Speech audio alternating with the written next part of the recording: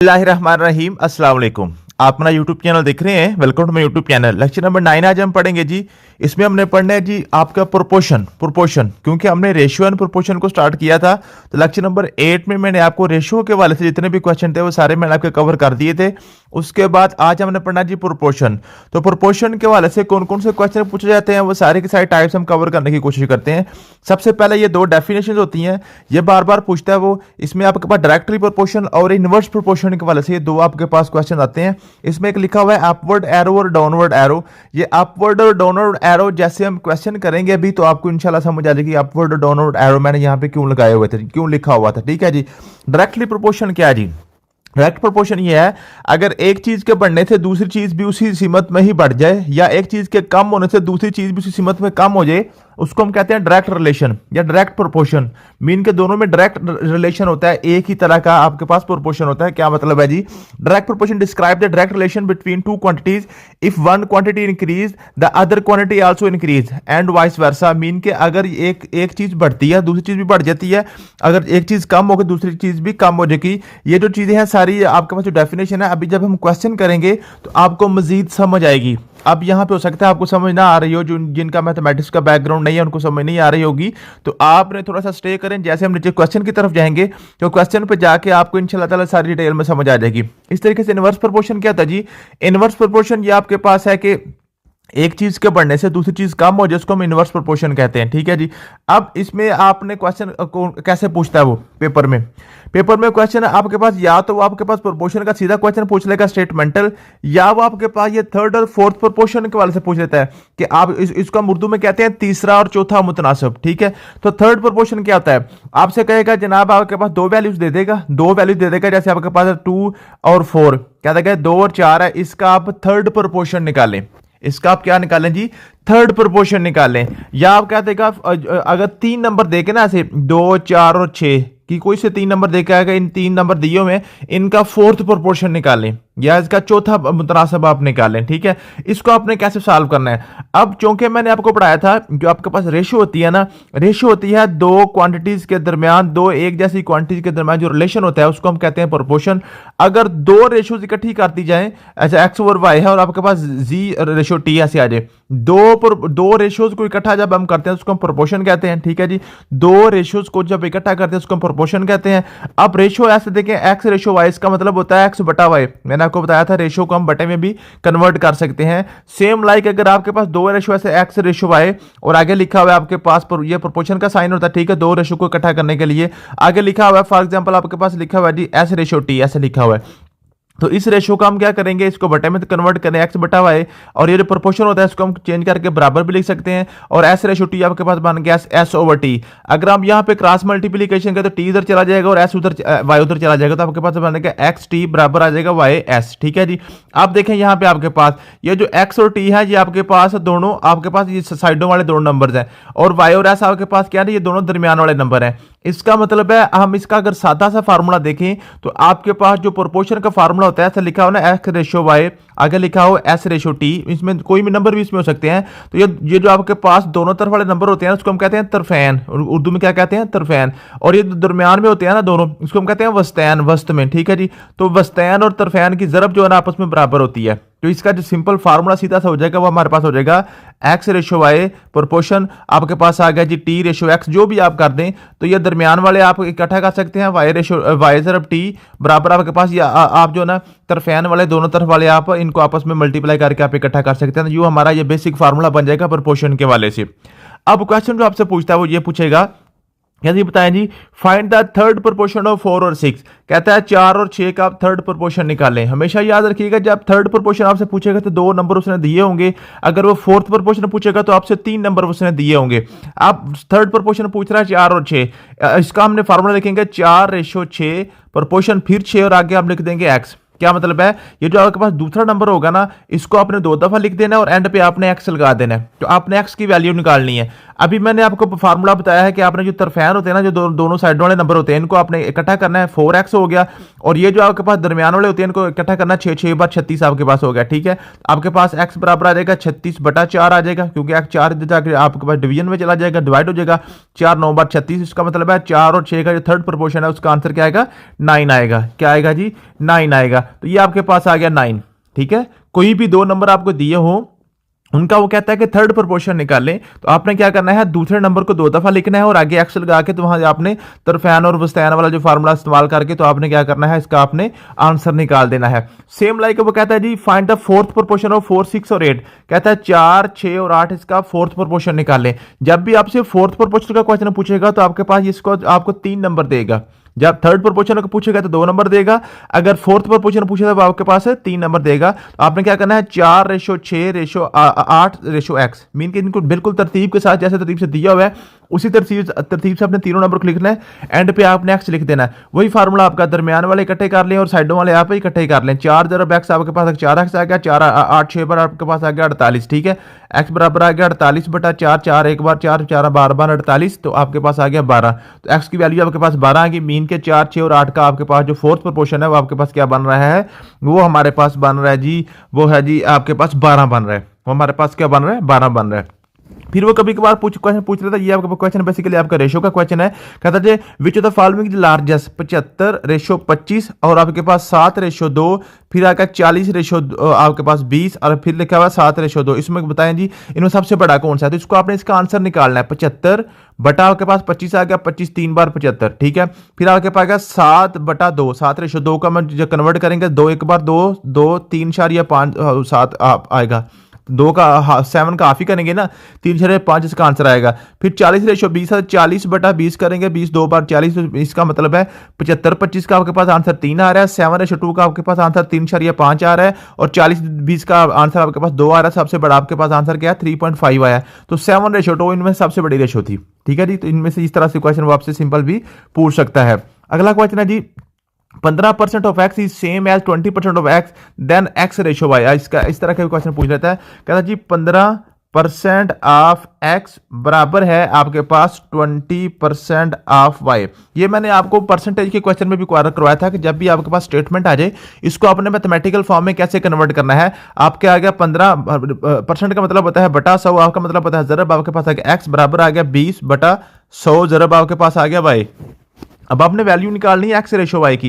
X ratio Y का मतलब है एक्स बटा वाई। ठीक है, तो हम वाई इधर ले आएंगे तो आपके पास बन जाएगा एक्स बटा वाई, और ये आप उधर ले जाएंगे तो आपके पास आएगा 20/100, जरब आपके पास आएगा 100/15। ठीक है, ये उधर जाकर 100 नीचे, उधर जा ऊपर चला जाएगा, 15 ऊपर है तो वो उधर जाके नीचे आ जाएगा। ये 100 के साथ काट गया। ठीक है जी, और आपके पास आएगा 5 4 बार 20, 5 3 बार 15, तो आपके पास एक्स रेशो वाई आपके पास आ गया 4:3। इस तरीके से आप ये वाला क्वेश्चन भी कर सकते हैं। अगला क्वेश्चन आपके पास था if 0.4 of a number is equal to 0.6 of a number, the ratio of the numbers। क्या मतलब है, कहता है 0.4 ऑफ x कोई भी नंबर है बराबर है 0.6 ऑफ y दूसरे नंबर की। ठीक है, अब इनकी कहता है रेशियो निकालो। रेशियो का मतलब है x बटा y हमने निकालना है, तो y इधर ले आए तो आपके पास बन गया x बटा y बराबर आपके पास आएगा 0.6 बटा आपके पास आएगा 0.4, जो 4 उधर जाके डिवाइड हो जाएगा ना। ठीक है जी, फिर हम क्या करेंगे, ये इशारे खत्म करके नीचे 10 लगाएंगे, ये इशारे खत्म करके ऊपर 10 लगाएंगे, 10 10 कट जाएगा, 6/4 आ गया, 3 2 बार 6 2 3 बार 6 2 2 बार 4, तो आपके पास आ गया एक्स बटा वाई आपके पास आ गया 3/2,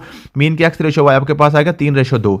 इस तरीके से ये वाले आपके क्वेश्चन आपने सॉल्व करने थे। ठीक है, ये मैंने आपके नोट्स पहले आपके ग्रुप में इसलिए शेयर करता हूं ताकि आप खुद इसमें ट्राई कर लें, जो क्वेश्चन आपसे ना हो फिर आप वीडियो देख के फिर इसको सॉल्व कर सकते हैं। ठीक है जी, ये आपके पास हो गया थर्ड और फोर्थ प्रोपोर्शन और सिंपल प्रोपोर्शन वाला क्वेश्चन आपके हो गया जी।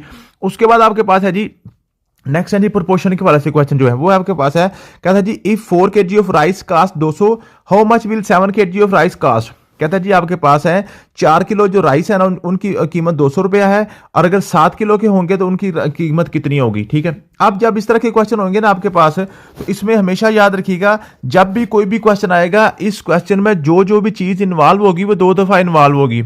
आप मैं थोड़ा बड़ा क्वेश्चन आपको करके दिखाता हूं पहले आपको, ताकि आपको थोड़ा समझ आए। देखें जी 5 litres of paint cover 100 square metre with the thickness of 2 millimetre. आप देखें सबसे पहले इसमें लीटर्स आए, 5 लीटर पेंट, ठीक है जी। उसके बाद स्क्वायर मीटर्स आए, मीन के जो कवर कर रहा है, और उसकी थिकनेस जो 2 मिलीमीटर है। ये 3 चीजें स्टेटमेंट में इन्वॉल्व हो रही हैं।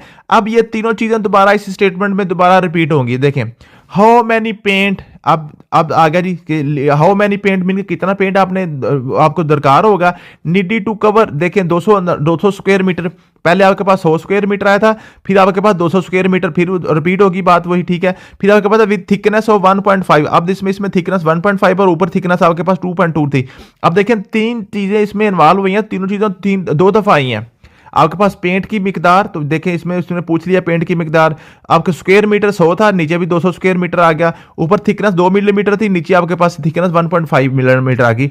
मीन्स के जो भी इसमें जितने भी आपके पास ये प्रोपोर्शन वाले क्वेश्चन होते हैं, आपने सबसे पहले इसमें ये चीज नोट करनी होती है, इसमें कौन कौन सी चीज इन्वॉल्व हो रही है, ठीक है। उन तीनों चीजों के आपने, या 4 चीजें हैं या 2, जितनी भी चीजें हैं उनके आपने नाम सिर्फ आपने काउंट करने होते हैं, देखना होता है। सबसे पहला क्वेश्चन में देखते हैं जी, इफ 4 kg ऑफ राइस, सबसे पहले आपके पास राइस हो रहा है, इसमें इन्वॉल्व हो रहा है, फिर कास्ट उनकी कीमत इसमें इन्वॉल्व हो रही है, फिर दोबारा ये देखें, हाउ मच विल 7 kg, दोबारा राइस आ गए, 7 kg, पहले 4 kg आए हैं, फिर 7 kg आ गई, और उनके राइस की कॉस्ट फिर उसने पूछ लिया एक्स, ठीक है। तो आपने क्या करना है, सबसे पहले आप लिखेंगे ये राइस और उसकी आप कास्ट, ये 2 चीजें इसमें इन्वॉल्व हो रही हैं। पहले आपके पास राइस 4 kg है, फिर आपके पास राइस 7 kg है, फिर कास्ट आपके पास कितनी है, कास्ट पहले आपके पास 200 kg है, और दूसरी दफा उसने पूछ लिया कितनी है।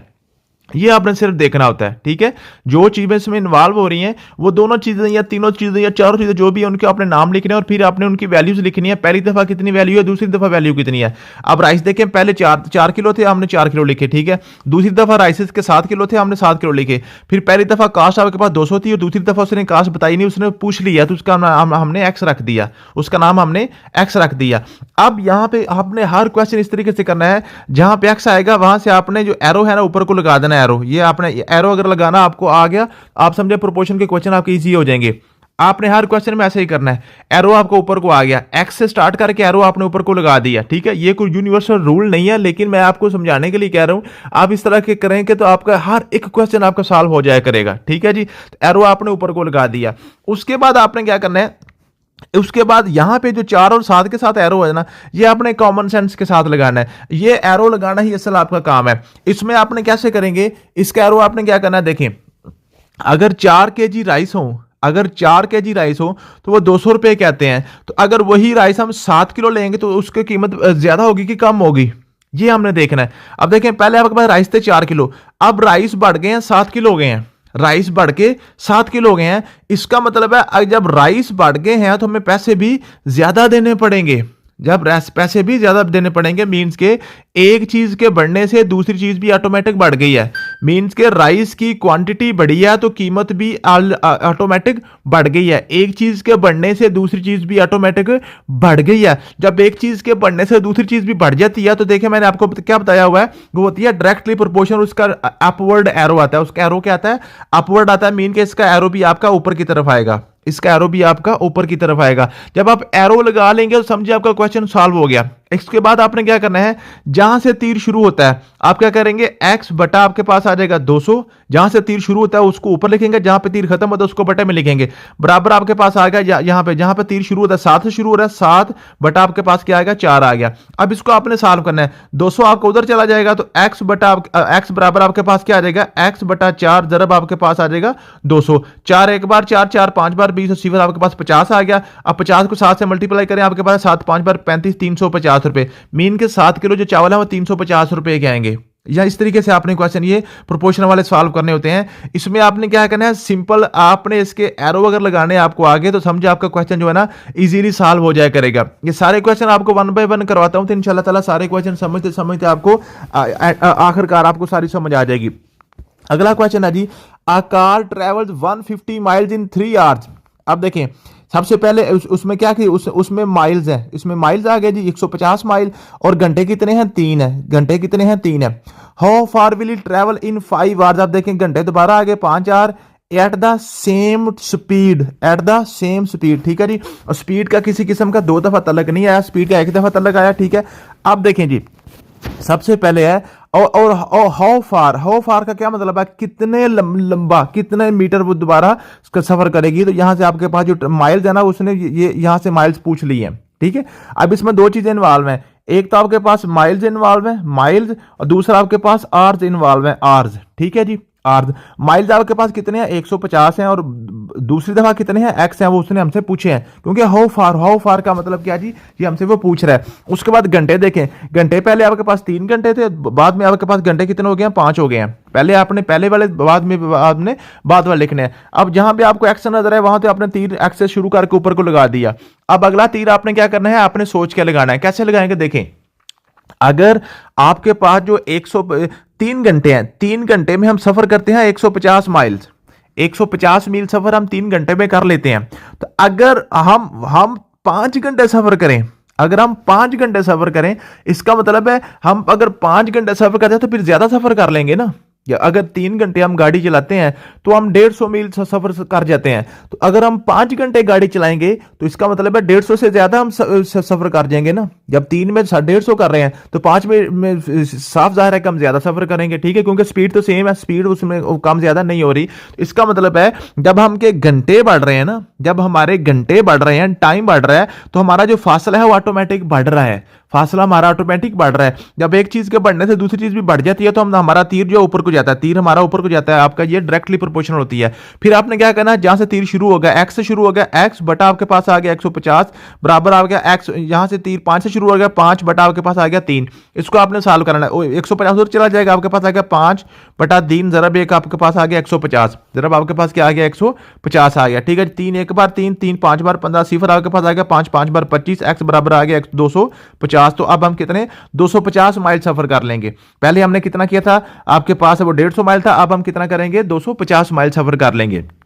अगला क्वेश्चन देखते हैं, कहता है जी 12 वर्कर्स, सबसे पहले हमारे पास आ गए 12 वर्कर्स। ठीक है जी, can complete a task in 8 days, अब दिन भी आ गए, वर्किंग 6 आवर्स डेली, तो आपके पास आवर्स भी आ गए 6। ठीक है, सबसे पहले आपने देखना है कौन कौन सी चीज में इन्वॉल्व हो रही है। एक आपके पास वर्कर इन्वॉल्व हो रहे हैं, एक आपके पास डेज इन्वॉल्व हो रहे हैं, दूसरे आपके पास आवर्स इन्वॉल्व हो रहे हैं। ठीक है जी, how long it will take, 16 worker, worker दोबारा आगे 16, to complete the same task in 4 hours, अब आवर्स आ गए दोबारा। अब देखें, सबसे पहले इसमें वर्कर इस्तेमाल हो रहे थे, फिर आपके पास डेज थे, फिर आपके पास आवर्स थे, 3 चीजें इस्तेमाल हुई हैं। ठीक है, वर्कर पहले आपके पास 12 थे, ठीक है जी, और डे आपके पास तब 8 थे, और आवर्स आपके पास 6 थे। ठीक है, अब अगले में देखते हैं, अगले में आपके पास जो है ना जी, अगले में आपके पास वर्कर आपके पास 16 हो गए हैं, वर्कर आपके पास 16 हो गए हैं, और घंटे आपके पास 4 हो गए हैं, और डेज ने आप पूछ ली हैं।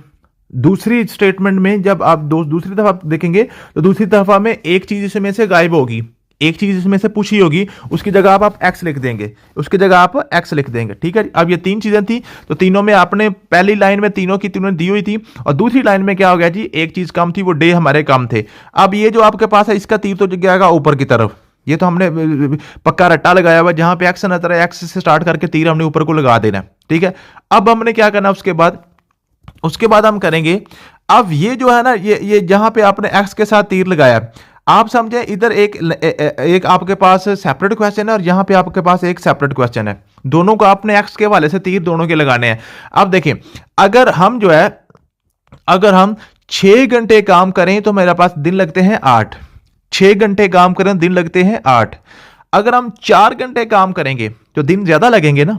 क्या मतलब है, अगर हम डेली 6 घंटे काम करते हैं तो 8 दिन में हमारा काम खत्म हो जाता है। कोई भी काम जो वर्कर है, अगर डेली 6 घंटे काम करते हैं तो 8 दिन में उनका काम खत्म हो जाता है। तो अगर वो 6 घंटे की बजाय 4 घंटे सिर्फ काम करते हैं, तो जब काम कम करेंगे तो फिर दिन तो ज्यादा लगेंगे ना, टाइम तो फिर ज्यादा लगेगा। इसका मतलब है जब हमारे आवर्स कम हुए हैं तो दिन हमारे ऑटोमेटिक बढ़ गए हैं। एक चीज के कम होने से दूसरी चीज बढ़ गई है, तो ये हमारे पास इनवर्स रिलेशन है, ये इनवर्स प्रोपोर्शन है। जब इनवर्स प्रोपोर्शन होता है, तो मैंने आपको क्या बताया था, इनवर्स प्रोपोर्शन में आपके पास क्या होता है जी, इनवर्स प्रोपोर्शन में आपके पास जो तीर है वो नीचे की तरफ आता है, तीर जो आपके पास है वो नीचे की तरफ आता है, ये डाउनवर्ड एरो। इसका मतलब है यहां पे आर्स के साथ हमारा जो तीर है वो नीचे की तरफ आएगा, तीर हमारा नीचे की तरफ आएगा, एरो आपका। अब ये तो काम खत्म हो गया। अब वर्कर की बात कर लेते हैं। अगर 12 वर्कर होंगे तो 8 दिन में काम खत्म होगा। अगर 16 वर्कर हो जाएंगे तो इसका मतलब है दिन कम लगेंगे, क्योंकि अगर 12 बंदे हैं एक काम को मुकम्मल करने के लिए 8 दिन लगाते हैं, तो अगर हम बंदे ज्यादा लगा लेंगे तो फिर काम जल्दी खत्म हो जाएगा। इसका मतलब अगर बंदे ज्यादा हो गया तो काम कम हो गया, तो ये भी आपका इनवर्स रिलेशन हो गया। एक चीज के बढ़ने से दूसरी चीज कम हो गया तो इसका भी तीर आपका नीचे की तरफ आएगा, इसका तीर भी आपका नीचे की तरफ आएगा, ये भी आपके पास इनवर्स रिलेशन बन रहा है। अब आप क्या करेंगे, आप वही काम करेंगे, x से शुरू करेंगे, x बटा 8 बराबर आपके पास आ जाएगा जहां से तीर शुरू होता है 12 बटा 16, 12 बटा 16 जरब आपके पास ये भी जिसका तीर जहां से शुरू हो रहा है 6 से शुरू हो रहा है 6 बटा 4 आपके पास इस तरीके से आप इसको सॉल्व कर लेंगे। ठीक है जी। अब आप क्या करेंगे, अब आप ये करेंगे 4 एक बार 4, 4 3 बार 12, ठीक है जी, और आपके पास 2 3 बार 6, 2 8 बार 16, ठीक है। आपके पास क्या बन गया, x बटा 8 बराबर आपके पास आ गया 3 बटा 8 जरब आपके पास क्या बन गया 3, ठीक है। अब ये जो 8 है 8 चौक उधर जाके मल्टीप्लाई होगा क्योंकि इधर डिवाइड हो रहा है, तो ये ऊपर ऊपर क्या है 3 3 बार 9, पहले इसको ऐसे सॉल्व कर लें, इसको आप इसको पहले सिंपलीफाई कर लें, 9 बटा 8 उधर बन गया, x उधर जाके डिवाइड मल्टीप्लाई हो जाएगा, x बराबर आ गया 9 बटा 8 जरब आपके पास आ गया 8, 8 8 से कट जाएगा तो आपके पास x बराबर आ गया 9। इसका मतलब है अब आपके पास 9 दिन लगेंगे, जब 16 वर्कर 4 घंटे काम करेंगे तो 9 दिन में यह काम खत्म हो जाएगा। तो यूं आपने इस तरीके से अपना क्वेश्चन का आंसर निकालना होता है। बिल्कुल सिंपल सा क्वेश्चन होता है, इसमें कोई मुश्किल चीज नहीं होती, अगर थोड़ा सा इसको आप समझ के करते हैं तो क्वेश्चन आपके आसानी से हो जाते हैं। अगला क्वेश्चन है, a pipe can fill a tank in 10 hours. आप देखें 10 घंटे में, ठीक है जी, 10 घंटे में क्या करता है जी, एक पाइप 10 घंटे में क्या करता है जी, एक टैंक को फुल करता है। How long will it take if 2 identical pipe, अब पाइप कितने हो गए हैं, 2 हो गए हैं, यूज साइमल्टेनियसली। तो अब आपके हाउ लॉन्ग का क्या मतलब है, यहां पे हाउ लॉन्ग इनके कितने आवर्स वो पूछ रहा है, आपने यहां से ये भी देखना होता है कौन सी चीज पे पूछ रहा है। अब देखें, कहता है जी पहले आपके पास पाइप है फिर आपके पास आवर्स हैं, पहले आपके पास पाइप 1 है और घंटे लग रहे हैं 10। अब पाइप आपके पास 2 हो गए हैं क्योंकि 2 पाइप्स हैं और आपके पास है जी घंटे कितने वो हमसे पूछ रहा है, ये आपके पास एक्स ऊपर को चला गया, ठीक है। अब देखें एक पाइप लगाएंगे 10 घंटे में काम मुकम्मल होगा, अगर 2 पाइप लगा देंगे तो काम कम जल्दी खत्म हो जाएगा, तो घंटे आपके कम हो जाएंगे, तो आपके पास ये इनवर्स रिलेशन हो जाएगा। आपके पास क्या बन गया, x बटा 10 बराबर आपके पास आ गया 1 बटा 2, ठीक है जी। हम आप क्या करेंगे, 10 उधर जाके आपका मल्टीप्लाई हो जाएगा, 10 ऊपर चलाएगा, 2 5 बार 10, तो x बराबर आ गया 5। अब आपके पास जो टाइम है वो 5 घंटे में आपका टैंक फुल हो जाएगा, ठीक है जी। उसके बाद क्वेश्चन है जी, A car's fuel consumption is 8 gallons to travel 40 miles, ठीक है जी। एक कार जो है ना जी, उसकी जो फ्यूल की कंजम्पशन है 8 गैलन है 240 माइल्स कवर करने के लिए। हाउ मच फ्यूल, अब फ्यूल कितना चाहिए होगा to be consume to travel 360 miles. अब इसमें आपके पास सबसे पहले आपके पास माइल्स आ रहे हैं, माइल्स, फिर आपके पास आ रहा है फ्यूल, ठीक है जी। आपके पास क्या आ रहा है, फ्यूल आ रहा है, फ्यूल, ठीक है। अब माइल्स पहले आपके पास कितने 240 है और फ्यूल आपके पास 8 गैलन है। उसके बाद आपके पास माइल्स आपके पास 360 बन गया है और फ्यूल वो पूछ रहा है कितना होगा, तो ये एक्स के तीर ऊपर को जाएगा, एक तीर आपको ऊपर को चला गया फटाफट, ठीक है। उसके बाद इसको कॉमन सेंस देखें जरा, अगर आप 240 आपने माइल सफर करना है तो 8 गैलन आपका तेल लगता है, आपका जो पेट्रोल है 8 गैलन आप यूज करेंगे। तो अगर आपने सफर ज्यादा करना है 360 माइल करना है तो इसका मतलब है आपको फिर पेट्रोल भी ज्यादा कंज्यूम करना पड़ेगा। तो एक चीज बढ़ने से दूसरी चीज भी बढ़ गई है तो इसका भी तीर हमारा ऊपर को जाएगा, तो आप क्या करेंगे, x बटा 8 बराबर आ गया 360 बटा 240, जहां से तीर शुरू होता है वो ऊपर, जहां से तीर खत्म होता है वहां वो नीचे, ठीक है जी। हम क्या करेंगे, 0 0 के साथ काट गया तो x बराबर आपके पास आ गया 36 बटा 24 जरब आपके पास आ गया 8, 8 उधर एक जरब हो जाएगा, 8 एक बार 8, 8 3 बार 24, 3 एक बार 3, 12 3 बार 36। तो अब आपके पास कितनी 12 गैलन आपको तेल चाहिए होगा 360 माइल करने के लिए। इस तरीके से आपने ये क्वेश्चन करने होते हैं। अगला क्वेश्चन है जी, if it takes 6 hours to fill a pool with volume of 60 cubic meters at flow rate 10 cubic meter per hour।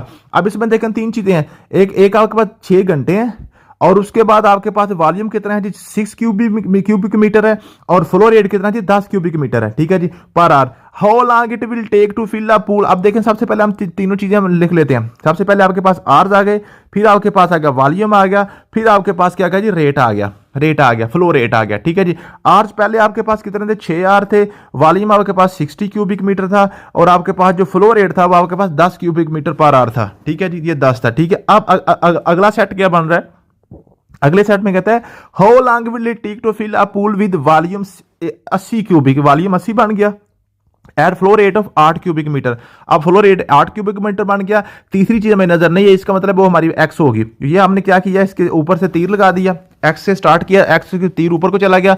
आप देखें अगर 60 वॉल्यूम की आपने क्या करना है, पूल को फिल करना है आपका जो पूल है 60, उसका वॉल्यूम 60 माइल जो 60 क्यूबिक मीटर है, तो हम 6 घंटे टाइम लगते हैं। तो अगर हम जो है ना पूल बढ़ा कर देते हैं 80 क्यूबिक मीटर का हो जाता है, इसका मतलब भी टाइम ज्यादा लगेगा। तो ये आपके पास ये एक चीज बढ़ने से दूसरी चीज भी बढ़ गई, तो ये आपके पास हो गया तीर ऊपर को चला जाएगा, तीर ऊपर को चला जाएगा। अब आप ये जो है ना दरमियान वाला इसका काम खत्म हो गया। अब हम ये रेट की बात करनी है, रेट की। अब रेट को भी आपने दोनों को आपने एक्स से ही देखना होता है। आप एक्स देखें, अगर आप क्या करें, फ्लो रेट अगर आपका 10 मीटर पर क्यूबिक सेंटीमीटर पर क्यूबिक मीटर है, ठीक है, 10 क्यूबिक मीटर पर आर है, तो आप 6 घंटे टाइम लगा रहे हैं। अब अगर आपका रेट 8 रह जाए, रेट होता है जी कितनी स्पीड से पानी आपका जो ना पूल में जा रहा है, ठीक है जी। तो अगर रेट आपका 8 रह गया, मीन की स्पीड आपके पानी की पूल में जाने की कम हो गई है, इसका मतलब है आपका टाइम अब ज्यादा लगेगा। इसका मतलब है कि ये एक चीज कम होने दूसरी चीज बढ़ जाती है, तो ये आपका तीर नीचे को आएगा, ये तीर आपका नीचे को आएगा। अब आप क्या करेंगे, x बटा आपके पास आएगा 6 बराबर आ गया जी 80 बटा 60 जरब आपके पास आ गया 10 बटा 8। इस तरीके से आप इसका क्वेश्चन सॉल्व कर लेंगे। ये 10 0 0 के साथ काट जाएगा, ठीक है जी, 8 8 के साथ काटेगा, ये 6 उधर जाकर मल्टीप्लाई होगा, इस 6 के साथ काट जाएगा, तो x बराबर आपके पास आएगा 10। तो अब आपके पास 10 घंटे लगेंगे, अब आपको 10 घंटे लगेंगे इस पूल को कंप्लीट करने में, ठीक है जी। अगला क्वेश्चन हम करते हैं जी, कहता जी इफ 10 वर्कर 10 है, can complete 500 units of work. आपके पास वर्क के 5 यूनिट्स, जो आप 500 यूनिट्स करते हैं इन 20 डेज, डे आपके पास 20 आ गए। सबसे पहले आपके पास वर्कर आए हैं, फिर आपके पास जो ना जी यूनिट्स आए हैं, फिर आपके पास डेज आए हैं। वर्कर आपके पास 10 हैं, यूनिट्स आपके पास 500 हैं, और डेज आपके पास कितने 20 आ गए, ठीक है जी। How many workers are needed to complete 800 units, units आपके पास 800 आ गए हैं, 16 डेज, 2 डेज आपके पास 16 आ गए हैं, और वर्कर आपके पास x आ गए जो हमने निकालने हैं। ये तीर आपको ऊपर को जाएगा, x से शुरू करना है और ऊपर को आपने लगा देना तीर आराम से, ठीक है जी। अब 10 वर्कर 500 यूनिट बनाते हैं, ठीक है, तो 800 यूनिट बनाने के लिए फिर हमें ज्यादा वर्कर ही चाहिए होंगे ना जी। अगर हम 500 यूनिट बनाने के लिए 10 वर्कर दरकार होते हैं, तो फिर 800 यूनिट बनाने के लिए ज्यादा वर्कर दरकार होंगे। इसका मतलब है अगर आपका यूनिट्स बढ़ रहे हैं तो आपके वर्कर भी बढ़ जाएंगे। ये भी आपका तीर ऊपर को गया, एक चीज बढ़ने से दूसरी चीज भी बढ़ गई। अब डे की बात करते हैं, अगर हम 10 वर्कर लगाते हैं तो 20 दिन में काम मुकम्मल होता है, ठीक है जी। 20 दिन में काम मुकम्मल करने के लिए 10 वर्कर दरकार है। अगर वही काम हमने 16 दिन में मुकम्मल करना हो, वही काम हमने 16 दिन में मुकम्मल करना हो, तो इसका मतलब है हमें ज्यादा वर्कर लगाने पड़ेंगे, ठीक है ना जी। अगर हमने एक काम को 20 दिन में मुकम्मल करना है तो हमारे वर्कर लगते हैं 10। अगर वही काम हमने जल्दी खत्म करना हो, मीन के 16 दिन में मुकम्मल करना हो, तो हमारे फिर वर्कर इसका मतलब है ज्यादा लगाने पड़ेंगे। तो एक चीज हमारी जो डे कम हुए हैं तो वर्कर हमारे ज्यादा हो जाएंगे, तो ये हमारे पास तीर नीचे को आ जाएगा, ये इनवर्स प्रोपोर्शन हो जाएगा। इसको फिर सिंपल आपने करना है, x बटा आपके पास 10 आ गया बराबर आपके पास आ गया 500 बटा आपके पास आ गया सॉरी 800 ऊपर जाएगा 500 नीचे, ठीक है। जहां से तीर शुरू होता है वो ऊपर, जहां से तीर खत्म होता है वो नीचे, ठीक है जी। और उसके बाद जरब आपके पास आ गया जी 20 बटा आपके पास आ गया 16, ये 2 0 2 0 के साथ कट जाएंगे, ठीक है जी। 2 0 2 0 कट जाएंगे, 8 आपके पास ये आप 5 5 4 बार 20 आपके पास आ गया, 4 1 बार 4 4 4 बार 16 आपके पास आ गया, और आपके पास 4 1 बार 4 4 2 बार 8 10 उधर जाके आपके पास आंसर आ जाएगा 20। तो अब आपके पास कितने वर्कर चाहिए, 20 वर्कर्स आपको चाहिए होंगे। तो सिंपल आपने सिलसिले को, अगर आपको तीर लगाने आते हैं और सिंपलीफिकेशन करनी आती है तो आपके क्वेश्चन ये बिल्कुल आसान होते हैं। अगला क्वेश्चन है जी, if the gravitational force between two objects is 50 newton when their masses are 5 kg and 10 kg, ठीक है जी। अब आपके पास क्या है जी, and the distance between is them 2 metre. आप देखें, सबसे पहले आपके पास फोर्स है, ठीक है। उसके बाद आपके पास क्या जी, उसके बाद आपके पास डिस्टेंस है, उसके बाद आपके पास डिस्टेंस है, ठीक है जी। और उसके बाद उनके मासेस क्या है, मासेस उनके पास क्या है जी, मासेस उनके 5 kg और 10 kg दोनों को अपने इकट्ठा करके लिखना है। मास आपके पास आ गया 15 kg, टोटल आपके पास मास कितना आ गया 15 kg। और आपके पास जो फोर्स है वो आपके पास आ गया 50 न्यूटन आ गई, और आपके पास जो डिस्टेंस है 2 मीटर आ गया, 2 metre. What will be the force if the masses are 7 और 12 kg। अब आपके पास जो मास है 7 kg और 12 kg बीन के आपके पास ये 12 7 आपके पास 19, अब आपका मास 19 kg हो गया, ठीक है।